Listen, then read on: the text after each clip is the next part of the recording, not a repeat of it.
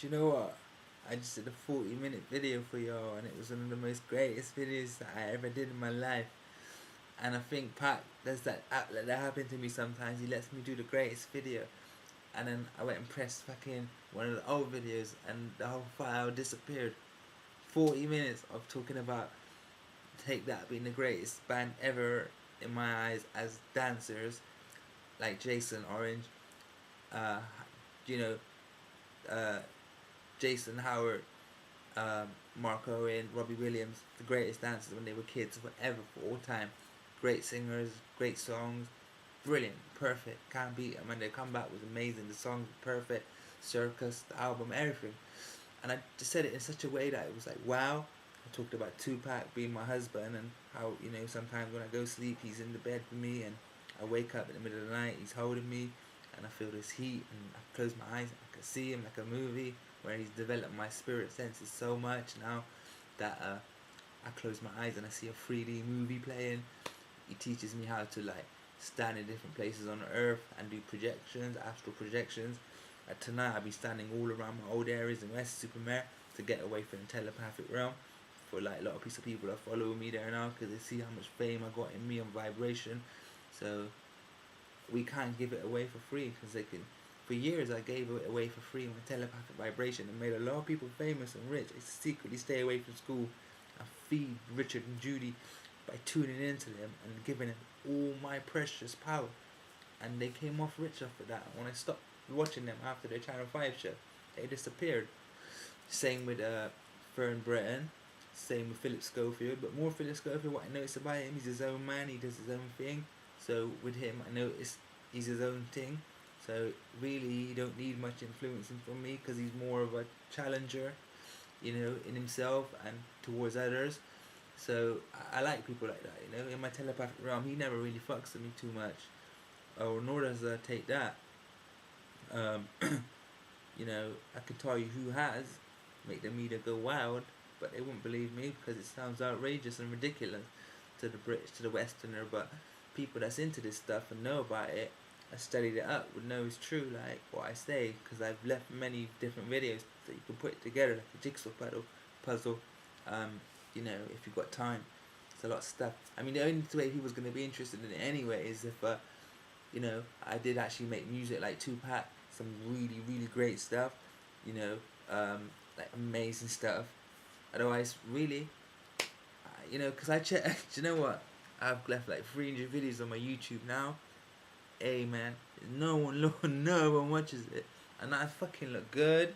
I look proper, style, sound good. My voice has evolved from being like a boring character to like a really classy speaker, with my eyes and my hand contact and just the way I move. And I want to be on camera. I want to be on stage. I want to be on telly. I really would like to have the job One Direction's got in America.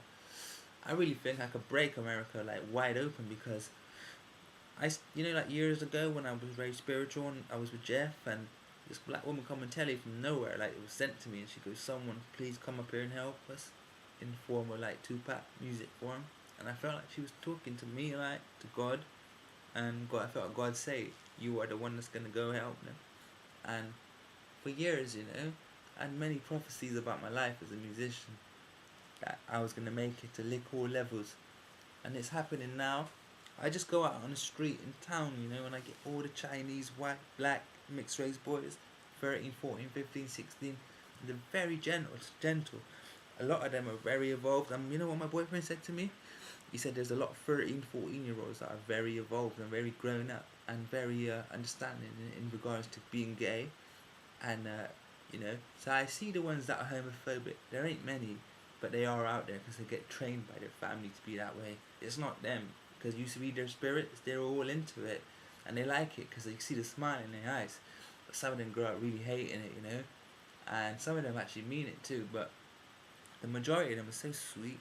I see so many sweet young boys, and they're sweeter than girls, like. And girls are the ones that's meant to be sweet. And these girls are like men these days, you know what I mean? They're fucking just like man. And that's not right. Boys are like girls and girls are like man. I think that's a nice fucking... I think it's nice, but if girls were like girls, how they're supposed to be, then it'll be even better. But it's nice to see the lads, you know, are very like so much like feminine that in time. So I'm not the only one, you know, and it just takes a person that's like with his ear tuned in to society and to people with his finger on the pulse to notice it. I don't think many people's noticing that out there, but I notice it. I only notice it because God made me look this way. It's not, you see the way I look. Obviously, you know, white people they like looking at sculptures. It's their thing, isn't it? To buy beautiful tables, beautiful paint for their house, wallpaper, car, sculptures, beds, and if you're into beautiful things like that, you're gonna be into humans, isn't it? That look that same way. And I know I'm a different looking human. Do you know what? Lately, this girl's been calling me Phoenix, and she knows me as River. And just out of the blue twice. And remember what I said to you about what River told me? When they said, by the time we finish with you, you'll be known like as River Phoenix. People's gonna liken you to me, River Phoenix. And look, they call me Phoenix. At the moment, my meditation's taking me to God on higher planes, but I can't believe I just did a 40-minute video for you guys about all these different subjects, and bang, I went and put it on something else and I lost it. But it's good because it's challenged me now to perform better, because, you know, I actually released a couple of foot shots on my ass afterwards. I was speaking so much like sense, and then Pat come through. I looked at him and he guided me, because he guides me well, like really well. Like I don't have to like you know that hologram in Red Dwarf. Chris had it. He told him everything that you know what he didn't know. The hologram told him. That's what Pat's like to me. He's like that. He's like Kit from Knight Rider. He told you everything: the diameter, the meters, who's a bad character, who can get into the car, who can't, you know, all that sort of stuff. And he said to me, it's one thing, it's good that you lost that video because it was so important that, you know, it's a great lesson to learn, to lose something of great quality, and it may have been worth a fortune after I died, because there was a lot of stuff on there that was very valuable knowledge that anyone in the game could get hold of that and listen to that. Wow, they're gonna come out really clever. So I just lost, like, may have lost a couple of mil there. But then also, he said, you know, you showing your bum. He said there's a couple of families that's watching you at the moment with their kids, and they're a bit upset up with you showing your bottom the way you do. So I think it's time to put that away, and just to call it a day, and say, right, that's enough of that. I've put out plenty, and it's just perfect. You know, the way I left it, the way I started it, and now I'm ready for suits. I'm ready to be noticed and spotted. And I'm hoping that, you know, someone's gonna notice me as an actor and invite me to Hollywood and make a movie. I will act in Britain, obviously I would. I'm not got no fear in me. I want to be known as someone like Park as an actor. I would like to be likened to him. Also, I also want to be like as a rapper like Pac, like Pain, that film song he did. Staring through my rear view. I'd love to come out with something like that. So many tears. It ain't easy. You know, if I die tonight. Thugs Mansion. Thugs get lonely too. I ain't mad at ya. Until the end of time changes. I just love to would have my own shit, like Little Homies, but written, because all the stuff I did so far is all freestyle. Remember that. All like just.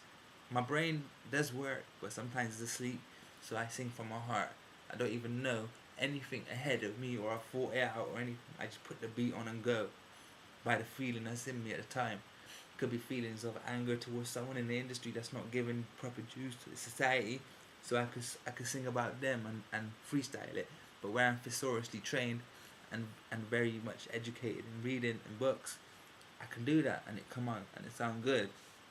Like the Who Shot You track, I never had a clue where I was coming from, but when I finished it made so much sense. Like everything I ever thought about, like Kanye, I knew he tried to be like Tupac, and so I said, "Who shot you?" Because he never made it like Pac, but it sounded good to the beat. Then I said Jay-Z, You come up with a Pac step. If he didn't mention your name, you never would have been. After Biggie, you deceased, but you were seen with him. That's why you'd be Blueprint. But Pac was the original Blueprint money maker. And Pac said that in his rhyme. I'm lyrics of blueprints to money makers, feathers as ass, honey shakers. My niggas shed war stories. We outlaws in a ride, jealous niggas I despise. Look in my eyes. And then I goes, who shot ya? And I even said like Tupac, who shot ya? Because he's my husband, and I'm saying that I'm just being kind to all of you and being fair and letting you know it's fair, fairness and equality from where we from. I'm not being rude because Jay-Z helped me with Hard Knock Life. I listen to that song so much, you know what I mean? Like one time I listened to it like every day.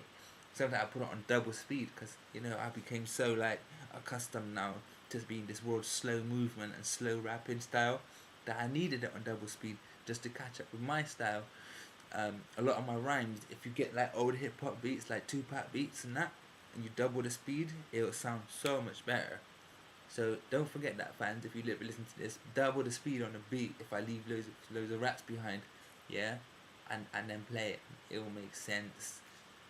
You know when you got Windows, yeah, and you can double the speed on the side, 2, 4, 6, say. Put it on 2,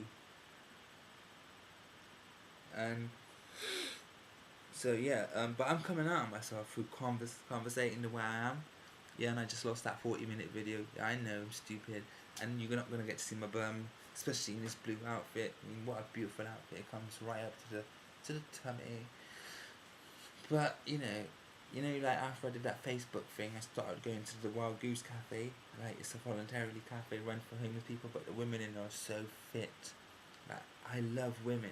Like for some reason, through all my madness that I went through, with women, I seem to be like perfect. I can get on with women just like that. But now I'm good with men too, and the men I feared, I no longer fear them. I sit down with them and I talk all the time. You know, all the time.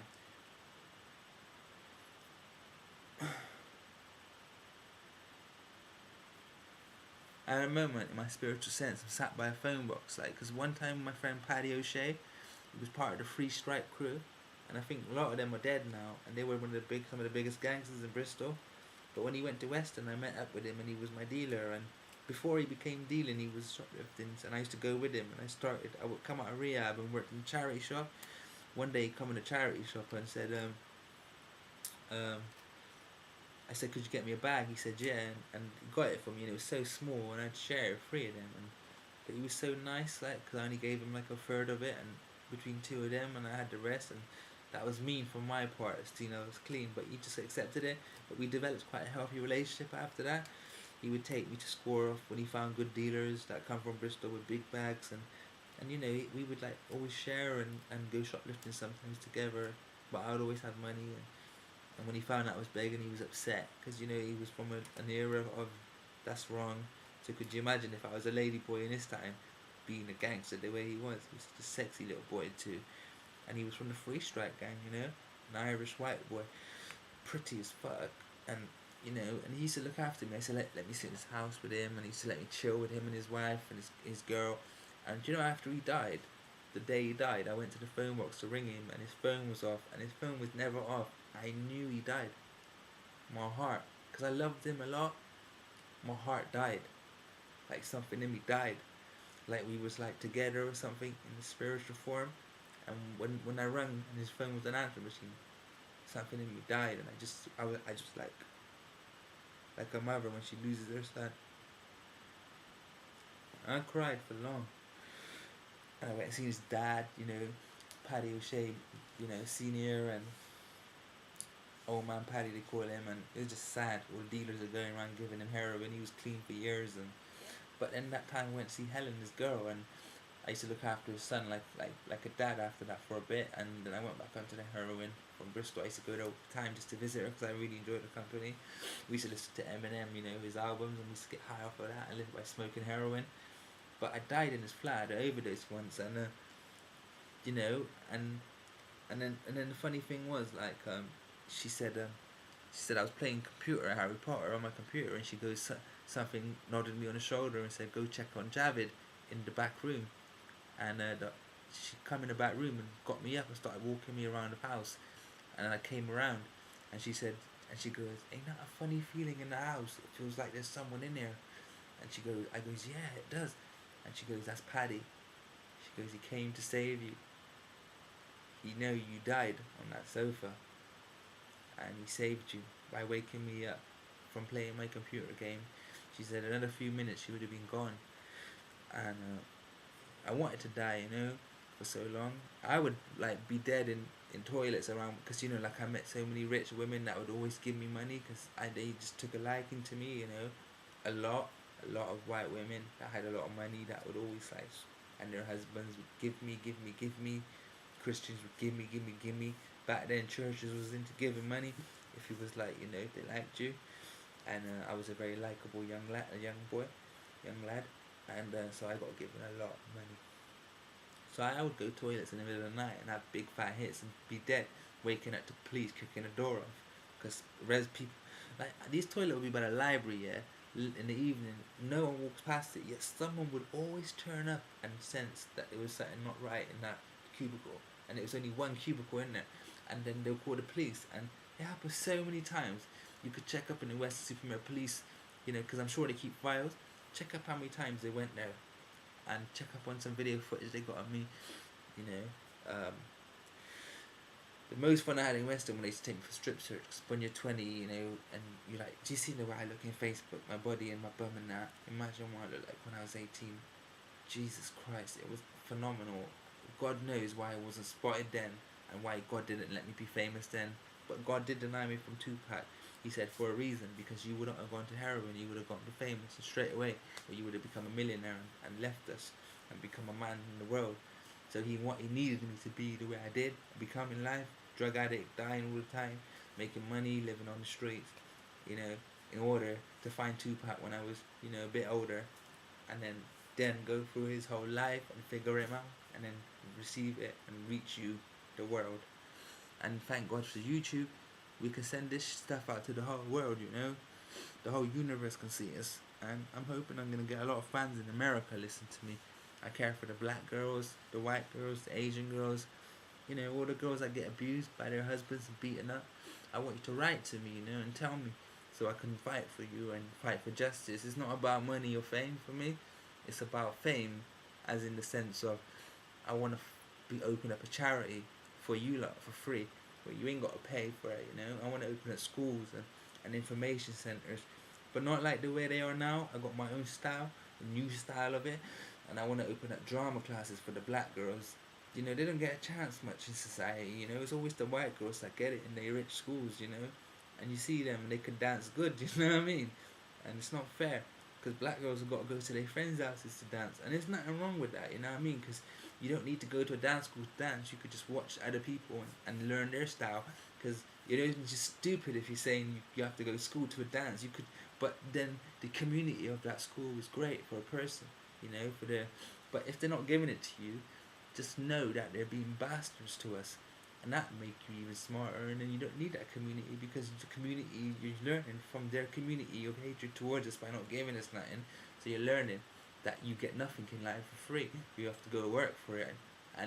But then, saying that, because I was always so well bred by God, although my family abused me so much, God bred me well. The angels was always there after I was abused, just to like sort of comfort me and raise me through it.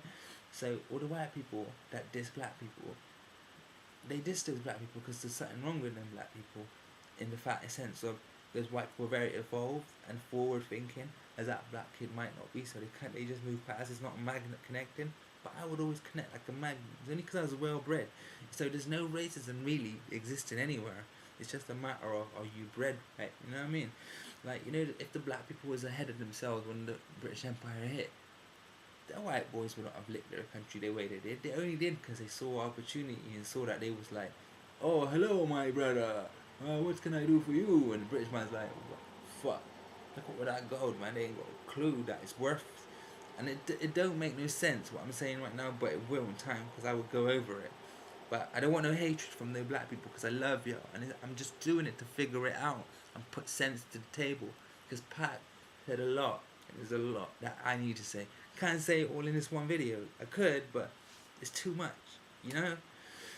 And we want to leave it short. Videos, you know, this is a 20-minute video, and I don't want to do another 40-minute video because I just lost the 40-minute video of fucking beauty, and it had my bum in it and everything for all you lot to have good fun on, have to chill out on. But Pax told me and warned me not to because parents ain't enjoying it so much anymore because that era's gone, and I think they want me now to just really grow up and become a man. And I'm willing to do that, and I'm gonna be good. And my £500 coat that's gone, if anything get teeth off you, fucking let it go. Just let it go, man. Just go to God. He'll fix it.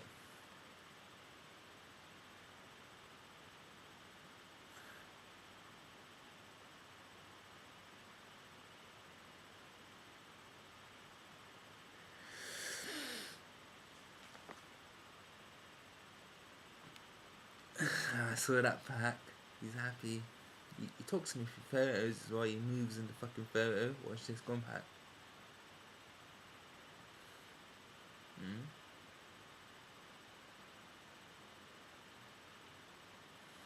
If you look at a photo like you look at those 3D images, yeah, in the center of your mind, the photos will move and spirits will come in the photo when they will move. I guarantee you. I've seen some freaky shit that you cannot even fucking... I won't even tell you because you just like laugh at me. I might tell you towards the end of my journey.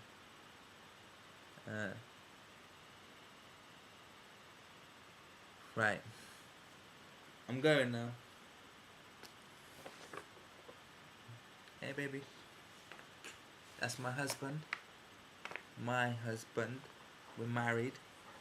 Look. Tupac Shakur. We're a phoenix.